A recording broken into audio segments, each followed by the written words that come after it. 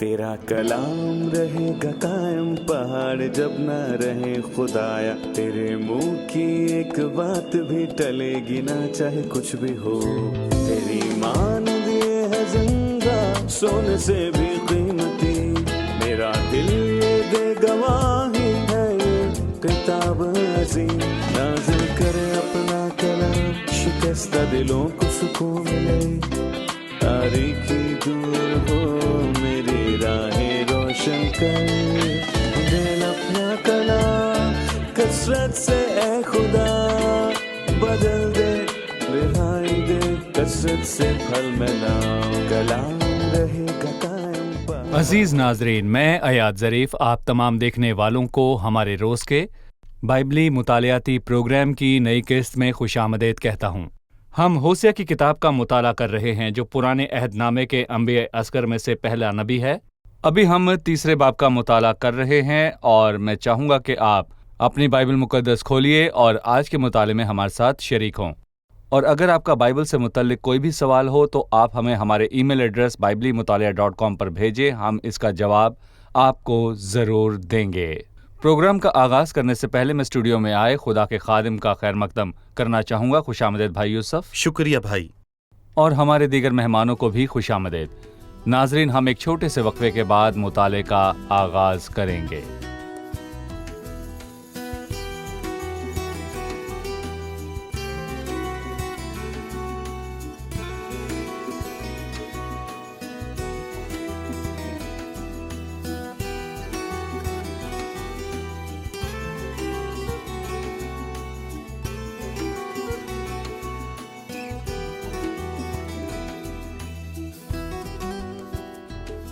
खुशामदीद भाई। आपका बहुत शुक्रिया। हम होसिया की किताब के तीसरे बाब के मुताले पर हैं और हम चाहेंगे कि आप इसके मौजू के बारे में हमें बताएं। जी, सबसे पहले मैं अपने प्यारे नाजरीन को ये याद दिलाना चाहूँगा कि होसिया की किताब के पहले 3 अबवाब उसकी ज़ाती ज़िंदगी को जाहिर करते हैं जो नबूवती तासीर और मानी रखती है। और फिर मैं कहूँगा कि मैं अपने नाजरीन को ये भी याद दिलाना चाहूँगा कि इसमें कुछ और भी बहुत ख़ास मौजूद है। हमने कहा कि भले ही पहले 3 अबवाब में तारीख़ मौजूद है लेकिन इनका इख्तिताम उजला और रोशन है। हमने पहले बाब में ये देखा कि जब वो यज़राइल की बात कर चुका कि मैं याहू के घराने को सज़ा दूंगा, और मैं बताना चाहूँगा कि उसकी दूसरी बेटी का नाम लूर हामा था, मतलब रहम न करना, और फिर लुआमी ये मेरे लोग नहीं। बहरहाल बाब का इख्तिताम रोशन और जलाली है। बहरहाल खुदावंद अपने लोगों को जमा करेगा और दूसरा बाब बहुत ही तारीख है। उसने उसकी राह कांटों से बंद की, लेकिन आखिर में हमने मसीह की बादशाही और सब चीज़ों की बहाली को देखते हैं और वो सलामती से लेट जाएंगे और उसके नामजद होते हैं। और हम ये कह सकते हैं कि तीसरा बाब दरअसल 3 हिस्सों में तकसीम किया गया है। ये लोगों के माजी के मुतालिक बात करता है, उनके हाल और मुस्तकबिल के मुतालिक बात करता है। और मुताले में हम देखेंगे माजी गुजर गया और फिर इसके बाद हाल है जो आज तक चल रहा है और फिर एक मुस्तकबिल है। इससे हमें रोमियो 9, 10 और 11 की आयत याद आती है। दर हकीकत बाइबल मुकद्दस एक हैरत अंगेज किताब है क्योंकि सबसे बड़ा कारसाज जिसने ये दुनिया तख्लीक की है वो इसका मुसन्निफ है। हर चीज अपनी जगह पर है और आप बाइबल में हर शय अपनी जगह पर सजाई गई है। आपके लिए सब कुछ वाज़ेह है। दूसरों में आपको सर पैर नहीं मिलता, मतलब कि जब आप उनका मुताला करते हैं तो आपको समझ नहीं आती। और रोमियो 9 में इसराइल के माजी के मुतालिक बात हुई है, रोमियो 10 इसराइल का हाल है और रोमियो 11 इसराइल का मुस्तकबिल है। नहायत हकीम और मुनज़्ज़म बातें हैं क्योंकि हम जानते हैं कि इस किताब को लिखने वाला सबसे बड़ा कारसाज है जिसने सब कुछ बनाया है। आपने हमें बताया कि इसमें कौम का माजी, हाल और मुस्तकबिल तक बताया गया है।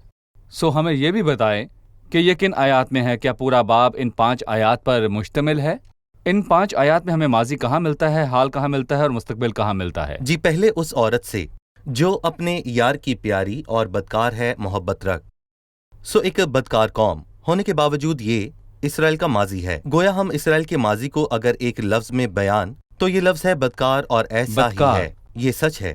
बाइबल में लिखा है कि क्योंकि बनी इसराइल बहुत दिनों तक बादशाह और हाकिम और कुर्बानी और सतून और अफूद और तरफीम के बगैर रहेंगे, اور یہاں پر دو دو الفاظ کے جوڑے ہیں اور وہاں پر پہنچ کر ہم ان کو واضح کریں گے، اور یہ اسرائیل کا آج کا حال ہے۔ اور پھر ہم 5ویں آیت پر پہنچتے ہیں۔ اس کے بعد بنی اسرائیل رجوع لائیں گے اور خداوند اپنے خدا اور اپنے بادشاہ داؤد کو ڈھونڈیں گے، اور آخری دنوں میں ڈرتے ہوئے خداوند اور اس کی مہربانی کے طالب ہوں گے۔ یہ مستقبل ہے۔ صحیح۔ بھائی یوسف، میں چند ایک آیات کو پڑھنا چاہوں گا جو قوم کے ماضی کے متعلق بتاتی ہیں اس باب کی آپ کی بتائی ہوئی تحریر تقسیم کے مطابق۔ پہلی، دوسری اور تیسری آیت میں لکھا ہے، خداوند نے مجھے فرمایا، جا اس عورت سے جو اپنے یار کی پیاری اور بدکار ہے محبت رکھ، جس طرح کہ خداوند بنی اسرائیل سے جو غیر معبودوں پر نگاہ کرتے ہیں اور کشمکش کے کلچے چاہتے ہیں محبت رکھتا ہے۔ میں نے اسے 15 روپے اور 1.5 خومر جو دے کر اپنے لیے مول لیا، اور اسے کہا کہ تو مدت دراز تک مجھ پر کنایت کرے گی اور حرام کاری سے باز رہے گی اور کسی دوسرے کی بیوی نہ بنے گی، اور میں بھی تیرے لیے یوں ہی رہوں گا۔ بھائی ان آیات کے متعلق ہمیں بتائیں۔ پہلی آیت اسرائیل کے ماضی کے حوالے سے ہے، جا اس عورت سے محبت رکھ۔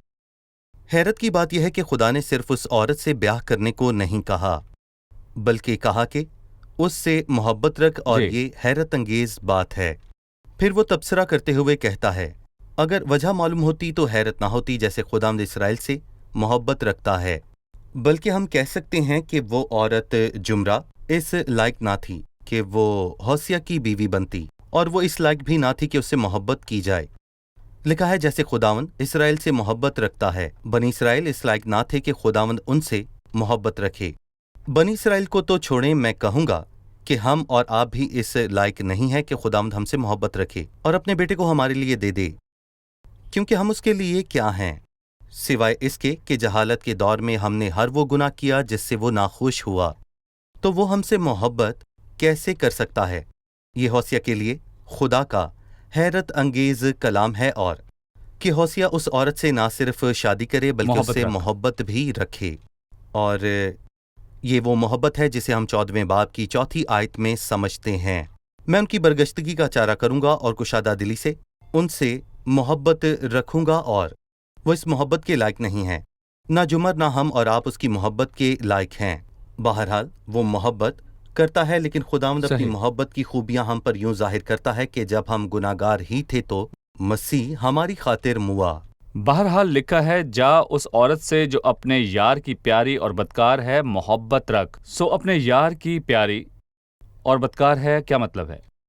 دھوکا، کیونکہ وہ اپنے شوہر کے دوستوں کے ساتھ تھی، اور جیسا کہ ہم نے کہا کہ دبلائن نام کا مطلب ہے دوہری قبولیت، جو جمر کا باپ تھا، لہٰذا اس نے اسے اور اسے دونوں کو قبول کر رکھا تھا۔ در حقیقت ایسا لگتا ہے کہ جمر کی حالت بری تھی، اس نے اپنے گھر کو چھوڑا۔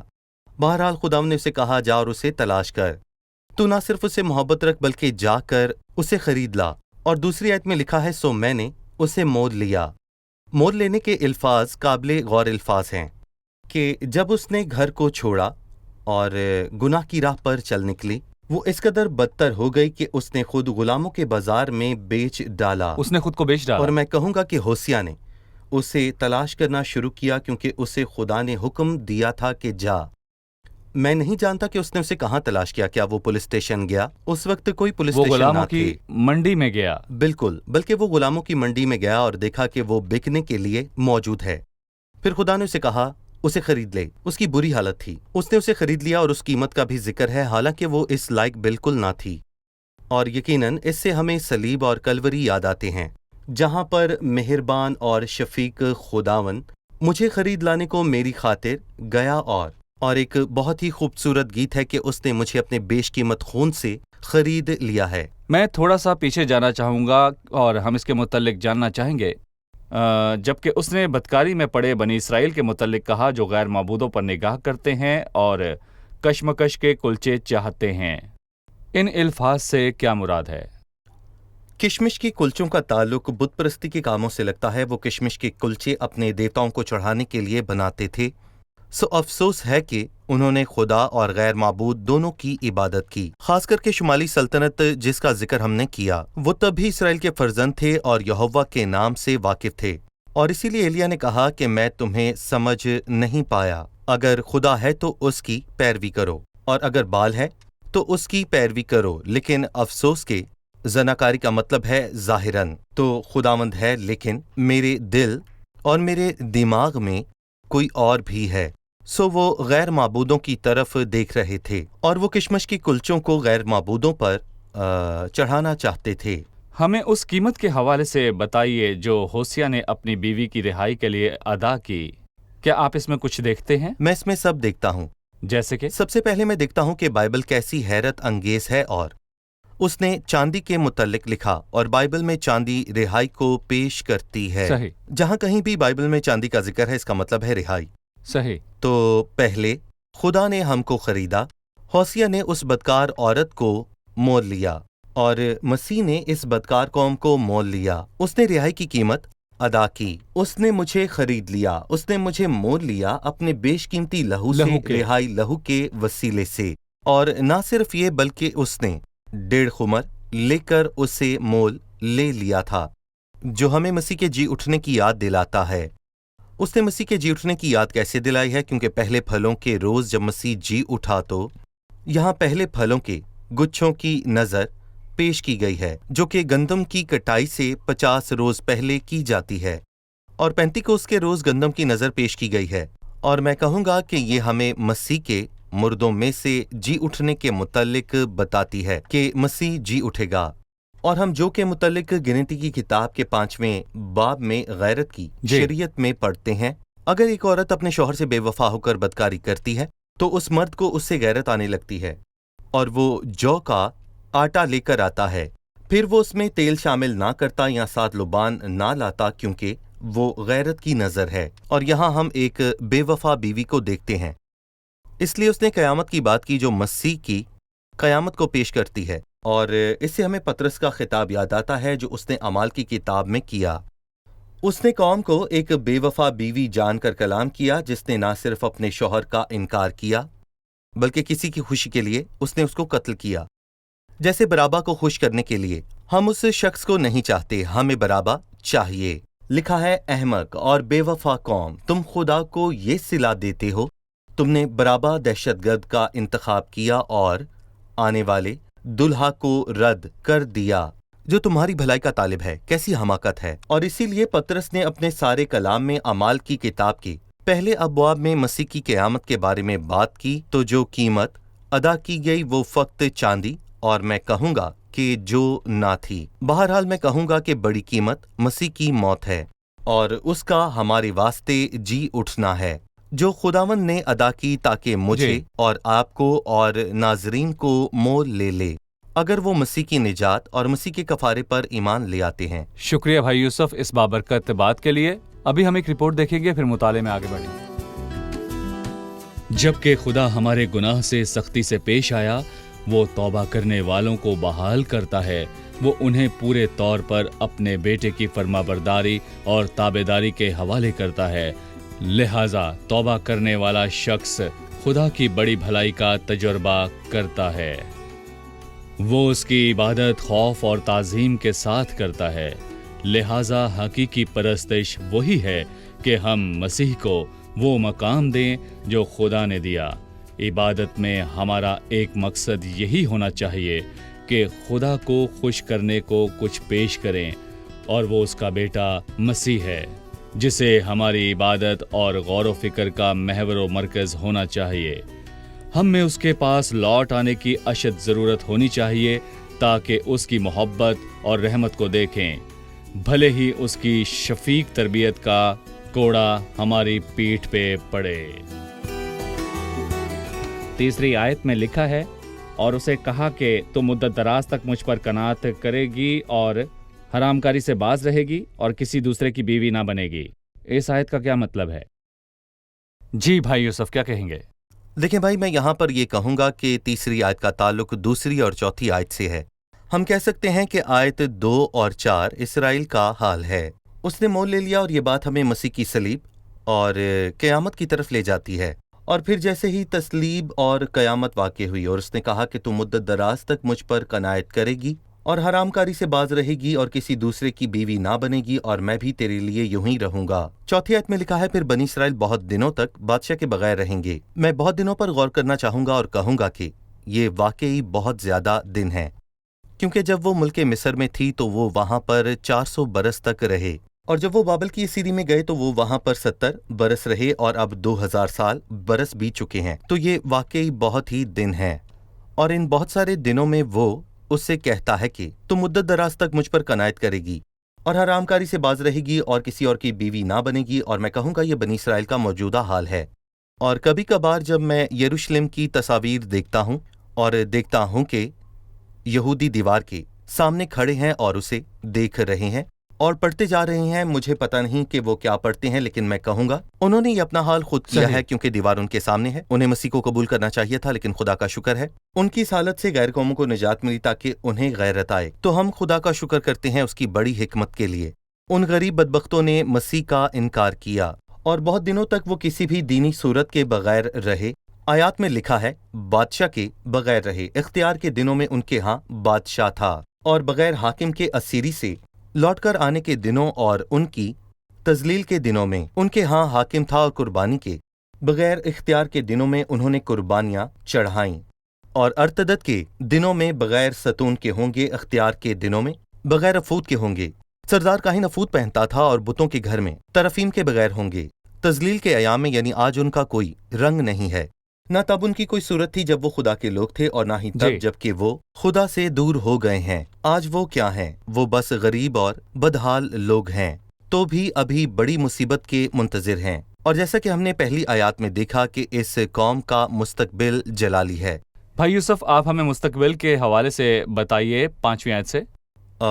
بہت دنوں کے بعد بھی وہ 3 باتوں سے محروم رہیں گے، بادشاہ یا حاکم سے، قربانی یا ستون سے، افود یا طرفیم سے، اور بعد ازاں اس کے بعد بنی اسرائیل رجوع لائیں گے اور خداوند اپنے خدا کو اور اپنے بادشاہ داؤد کو ڈھونڈیں گے، اور آخری دنوں میں ڈرتے ہوئے خداوند اور اس کی مہربانی کے طالب ہوں گے۔ اس سے پہلے کہ ہم آخری ایام پر پہنچے، ہم 6 باب پر پہنچتے ہیں۔ گویا ہوسیہ نے جب یہ جان لیا کہ خدا کے دل میں بھلائی اور اپنے لوگوں کے لیے برکت کا منصوبہ ہے، تو گویا اس نے پوچھا کہ تم بعد کے دنوں کا انتظار کیوں کر رہے ہو، لوٹ آؤ۔ اس نے 6 باب میں کہا آؤ ہم خداوند کی طرف رجوع کریں، صحیح۔ آؤ اپنے ایام میں خوش و خرم ہوں اور اپنے وقت کو اچھا کریں۔ پر افسوس کے لوگوں نے اپنی حماقت میں جو مجسم ہو کر آیا رد کیا۔ نہیں، ہم کو مسیح کی بادشاہی نہیں بلکہ ہم کو برابا چاہیے۔ ہمارا کیسر کے سوا کوئی بادشاہ نہیں، انہوں نے کیسر کا انتخاب کیا۔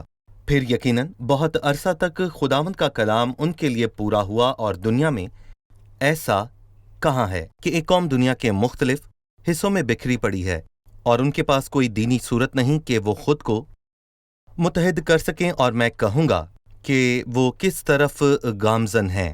وہ لوگ جو بکھر چکے ہیں اور بہت ساری زبانیں بولتے ہیں، وہ کہاں ہیں؟ اور میں یہاں پر کہوں گا کہ جب پروشیا کے شہنشاہ نے ایک خادم سے کہا کہ ثابت کر کہ بائبل حق ہے، تو جواب یہ تھا کہ یہودی سرکار۔ جی۔ یہ بہت حیرت انگیز بات ہے کہ ان کی کوئی دینی صورت نہیں، کوئی بادشاہ یا حاکم نہیں، کوئی افود نہیں اور کوئی طرفیم نہیں، اس کے باوجود وہ موجود ہیں۔ وہ ہیں، اور اب بھی وہ بڑی مصیبت کے منتظر ہیں، اور آخری دنوں میں وہ ڈرتے ہوئے خداوند اور اس کی مہربانی کے طالب ہوں گے۔ اور لفظ خوف کا مطلب ہے کہ وہ پناہ ڈھونڈیں گے۔ گویا وہ کہیں گے کہ ہم نے اپنے آپ پر یہ خوف اور مصیبت تعظیم۔ لائی، خوف اور تعظیم۔ وہ آخری دنوں میں لوٹ کر خدا کے پاس آئیں گے۔ مجھے ایک آیت یاد ہے جو کہ حزقیل 16 میں آئی ہے، جو ہماری اس وقت کی گفتگو سے متعلق ہے، تاکہ تو یاد کرے اور پشیمان ہو اور شرم کے مارے پھر کبھی منہ نہ کھولے، جبکہ میں سب کچھ جو تو نے کہا معاف کر دوں۔ خدا فرماتا ہے، تو خدا انہیں سزا نہ دے گا اور بالآخر انہیں معاف کرے گا، اور ہم جانتے ہیں کہ خدا کے ان کو معاف کرنے کے بعد وہ شرم کے مارے منہ نہ کھولیں گے۔ زبور 130 میں داؤد کہتا ہے، پر مغفرت تیرے ہاتھ میں ہے تاکہ لوگ تجھ سے ڈریں۔ صحیح۔ میں چاہتا ہوں کہ اس پر غور کریں کہ وہ خداوند کی طرف لوٹ آئیں گے۔ لکھا ہے اس کے بعد بنی اسرائیل رجوع لائیں گے اور خداوند اپنے خدا کو اور اپنے بادشاہ داؤد کو ڈھونڈیں گے۔ میرا خیال ہے کہ یہاں اشارہ ابن داؤد کی طرف ہے۔ میں کہوں گا کہ یہاں اشارہ ابن داؤد کی طرف ہے۔ مبارک ہے وہ جو خداوند کے نام سے آتا ہے۔ ہمارے باپ دادا کی بادشاہی تو یقیناً وہ بذات خود दाऊद के मुंतज़िर नहीं, वो लौट कर आने वाला नहीं है। बहरहाल हकीकी वारिस इब्ने दाऊद है और वो मसीह है और वो उसी का इंतजार कर रहे हैं। और मसीह ने उनसे एक दिन पूछा कि तुम मसीह के हक में क्या समझते हो कि वो किसका बेटा है? उन्होंने कहा इब्ने दाऊद का। ये जवाब यूनानी के असल मतन में है। वो किसका बेटा है? उन्होंने कहा दाऊद का, तो इससे मुराद है इब्ने दाऊद, लेकिन उन्होंने लफ्ज बेटे का इस्तेमाल नहीं किया। तो उन्होंने कहा कि वो किसका बेटा है, तो उन्होंने जवाब दिया कि इब्ने दाऊद। सो वो अपने बाप दादा के मुंतज़र है, ना कि बजाते खुद दाऊद के, बल्कि उसके जो मसीह है, जो कि अपने बाप दादा के तख्त पर बैठेगा। जैसा कि जब्राइल फरिश्ता कवारी मुक़द्दसा माँ मरियम के लिए खुशखबरी को लेकर आया और खुदा उसके बाप दादा का तख्त उसे देगा और वो याकूब के घराने पर अब्दुल अबाद बादशाही करेगा और उसकी बादशाही का आखिर ना होगा। ये कौम का मुस्तकबिल है, जबकि वो बाद के दिनों में खुदा की भलाई में लौटेंगे। ठीक है, अब हम मेहमानों से एक और सवाल लेंगे। हमने चौथी आयत से समझा कि जब खुदावंद अपने लोगों से मामलात करेगा तो बहुत दिन वो बादशाह या हाकिम के बगैर रहेंगे, तो खुदा उस वक्त के दौरान क्या करेगा? और मौजूदा वक्त में जब इंसान तौबा करता है तो क्या खुदा उसे किसी तरह का इंतज़ार करवाता है? जी भाई। जी, सवाल अच्छा है। मौजूदा वक्त में खुदा का एक मकसद है और बहुत दिनों के अरसे में याकूब रसूल अमाल के 15वें बाब में कहता है कि खुदा ने पहले पहल गैर कौम पर किस तरह तवज्जो की ताकि उनमें से अपने नाम की एक उम्मत बना ले और बहुत दिन वैसे के वैसे ही रहेंगे, जैसे रोमियो 11 में लिखा है, और जब तक गैर कौम पूरी दाखिल ना हो। और इस सूरत से तमाम इसराइल निजात पाएगा। खुदा बेकार नहीं बैठा, हरगिज नहीं। वो बरगजीदों को कलीसिया में जमा कर रहा है। उसके पास बड़ा मंसूबा है कलीसिया को जमा करने और कलीसिया को आसमान पर ले जाने के बाद ये होगा कि वो कौम खुदा का खौफ करेगी और अगले दिनों में उससे भलाई हासिल करेगी। और अगला सवाल ये है कि क्या खुदा नए अहदनामे में इंतजार करता है? जवाब है ना। और मैं कहूँगा कि यहाँ होसिया 3 और लूका के 15वें बाब में फ़र्क बहुत वाज़ेह है। लूका 15 जैसे ही मुसरफ बेटे ने तौबा की और लौट कर आया, दौड़कर आने वाला भी वो ना था। उसने उसे दूर से आते देखा। उसके बाप ने उसे दूर से ही देख लिया और वो दौड़कर आया और उसे अपने गले लगाया और उसे चुमा। फिर वो बेहतरीन लिबास उसके लिए लाया और उसे पहनाया और उसे जूते पहनाए। मोटा ताज़ा बछड़ा ज़िबा किया गया और मसीह की छेड़ी गई और ये उसके लिए किया गया जो इसके लायक ना था। यानी कि मैं कहूँगा कि इसका मतलब है मैं और आप और देखने वाले सारे नाजरीन। शुक्रिया, खुदावंद आपको बरकत दे। अब हम मेहमानों से उनकी राय जानेंगे।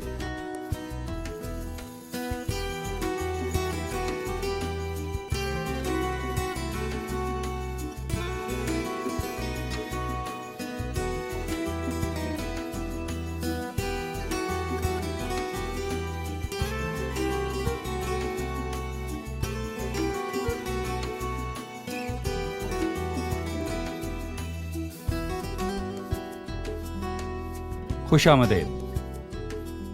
मैं तीसरे बाब की तकसीम के हवाले से जानना चाहूँगा। इसे 3 हिस्सों में तकसीम किया गया है, माजी, हाल और कौम का मुस्तकबिल। कौम का जो माजी पहली 3 आयत में है और हाल दूसरी ता चौथी आयत में है और फिर मुस्तकबिल है 5वीं आयत में। ठीक है जी भाई यूसुफ, सही।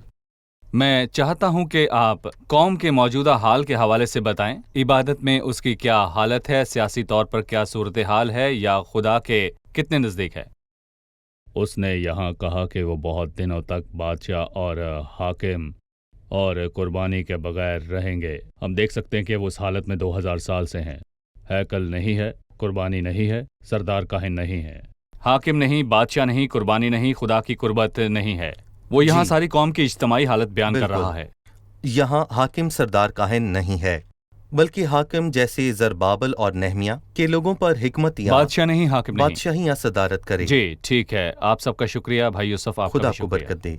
अजीज नाजरीन, हमने आज की किस्त में सीखा कि होसिया ने अपनी बीवी की बहाली की कीमत अदा की, जिसने खुद को बदकारी में बेच डाला और उसकी मोहब्बत के बदले धोखा दिया। ये खुदा और कदीम कौम के आपस के मामलात की भी इकासी करता है, जिन्होंने बदकारी की और गैर माबूदों की इबादत की और खुदा ने उन्हें छोड़ दिया और आज वो तितर बितर हैं। बहरहाल खुदा उन्हें मुस्तकबिल में बहाल करेगा और वो तौबा करेंगे। वो मसीह की बादशाही में खुश व खुर्रम रहेंगे। बाइबल हमें सिखाती है कि मसीह ने मेरे और आपके लिए सलीब पर भारी कीमत अदा की ताकि हमें खरीद कर रिहाई दे। मसीह ने क्या कीमत दी? उसने अपना बेशकीमती लहू दिया। उसने मुझे और आपको अपने بیش قیمتی خون سے خرید لیا. کیا آپ اس کی شکر گزاری کریں گے جس کے نزدیک آپ کی قدر ایسی بڑی ہے؟ آپ خود کو دشمن کے ہاتھ معمولی چیزوں کی خاطر اس قدر سستا کیوں بیچتے ہیں؟ کیا آپ چاہتے ہیں کہ ابلیس آپ کو بے وقوف بنا کر بے قیمت کر دے؟ ابلیس قیمت ادا کرتا ہے. آپ میں کی خاطر، سگریٹ کی خاطر، ڈرگز کی خاطر بک جاتے ہیں، یا پھر کسی ناپاک جنسی تعلق کے لیے. بہرحال مسیح جس نے صلیب پر بھاری قیمت ادا کی ہے، آپ کو بہتر زندگی دینا چاہتا ہے، ابدی زندگی. یہی اس کی قیمت کے شایان شان ہے جو اس نے صلیب پر دی. اس کے پاس آئیں جو آپ کی قدر کو بڑھاتا ہے. مسیح کو قبول کریں تو آپ کو قدر اور عزت اور ابدی زندگی ملے گی. اگلی قسط میں پھر ملاقات ہوگی. خداوند آپ کو برکت دے.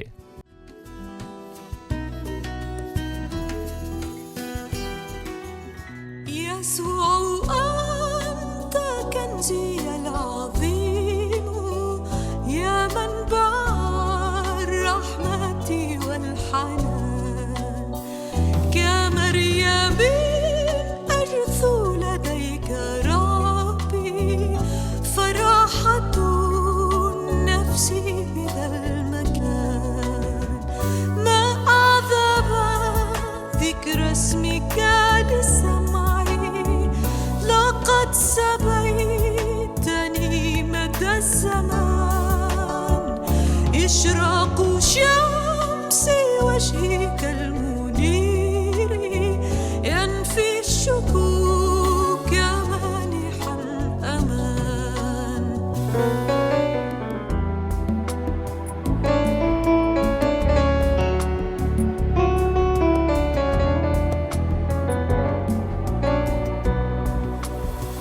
جراحك يا سيدي حماية كلامك ينير لي الطريق وروحك يا سيدي نصيري يعينني في وجه كل ضيق ألهب بنار روحك حياتي وليحصر عني حبك الرقيق حتى أقود الآخرين نحو سلامك العجيب والعميق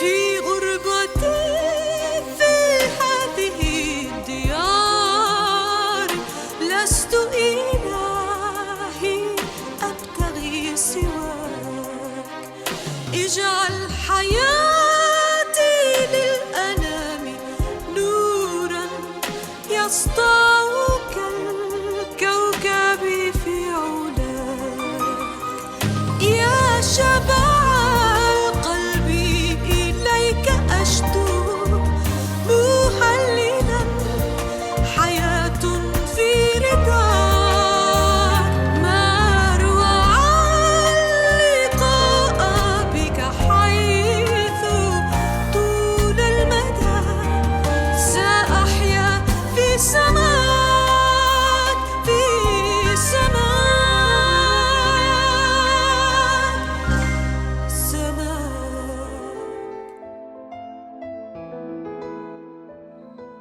तेरा कलाम रहेगा कायम पहाड़ जब न रहे खुदाया तेरे मुंह की एक बात भी टलेगी ना चाहे कुछ भी हो तेरी मान दिए है जिंदा सोने से भी कीमती मेरा दिल ये दे गवाही है ये किताब अजीम नाज़िल करे अपना कलाम शिकस्ता दिलों को सुकून मिले तारीखी दूर हो मेरी राहें रोशन कर दिल अपना कलाम कसरत से ए खुदा बदल दे रिहाई दे कसरत से फल मिलाओ कलाम रहेगा कायम पहाड़ जब न रहे खुदाया तेरे मुंह بات بھی ٹلے